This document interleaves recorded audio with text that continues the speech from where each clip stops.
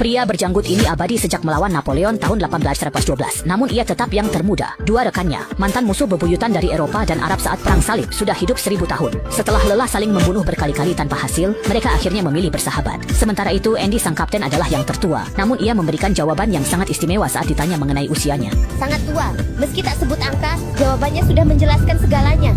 Jawaban itu sudah cukup membuat gadis itu merasa tenang. Tapi Andy kemudian berkata lagi bahwa tidak ada kehidupan yang benar-benar abadi. Si gadis kembali panik dan Andy terpaksa mengejarnya. Tiba-tiba terdengar tembakan dari dalam rumah. Saat kembali mereka menemukan pria berjanggut yang perutnya sudah dibelah. Sementara pria berambut pendek dan pria berjanggut lebat telah diculik. Andy yang murka segera memburu pasukan khusus itu. Bergerak di antara mereka layaknya hantu.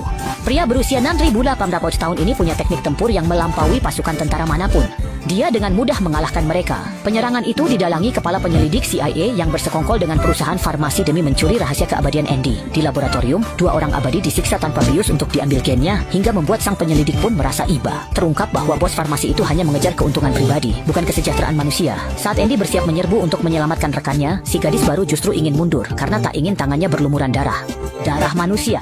Andy tak menentang dan memberi gadis itu pistol kosong sebelum bergerak. Gadis itu sadar pistolnya tak berpeluru, padahal itu dari pria berjanggut. Jelas dia pengkhianatnya. Benar saja, saat Andy menemukan target, pria itu menembaknya. Ternyata ia muak hidup abadi dan ingin jadi manusia lewat teknologi farmasi. Andy tak menyangka rekan setianya berkhianat demi alasan itu. Sambil minta maaf, pria itu terkejut melihat luka Andy tak lagi sembuh. Ternyata, pada aksi sebelumnya, Andy sadar ia tak lagi abadi, namun semua sudah terlambat. Saat penyelidik ingin menolong, bos farmasi tiba dan membawa paksa Andy. Penyelidik memohon karena Andy bisa mati jika dijadikan percobaan, tapi si bos tak peduli. Tak lama si gadis mendatangi penyelidik yang kini menyesal. Untuk menebus dosa, penyelidik pun membantunya menyusup ke perusahaan farmasi. Gadis itu bersiap pergi, tapi langsung ditembak satpam hingga tumbang. Berkat kemampuan abadinya, dia bangkit dan mengalahkan lawan. Sepanjang jalan dia terus bertemu musuh namun selalu lolos karena keabadiannya. Akhirnya, dia sampai di lab dan bertemu timnya. Mereka memaafkan pria berjanggut itu lalu bertarung bersama. Dengan kerja sama solid, mereka melaju lancar. Meski Andy tak lagi abadi, rekan-rekannya selalu melindunginya saat terancam.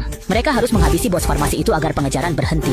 Saat tiba di atap, sang bos kabur dengan lift. Andy yang terluka sudah kelelahan. 3 pria turun mengejar, sementara si gadis melindungi Andy. Namun, ternyata itu hanyalah jebakan sang bos. Saat lawan mendekat, Andy yang kehilangan keabadiannya tetap tenang.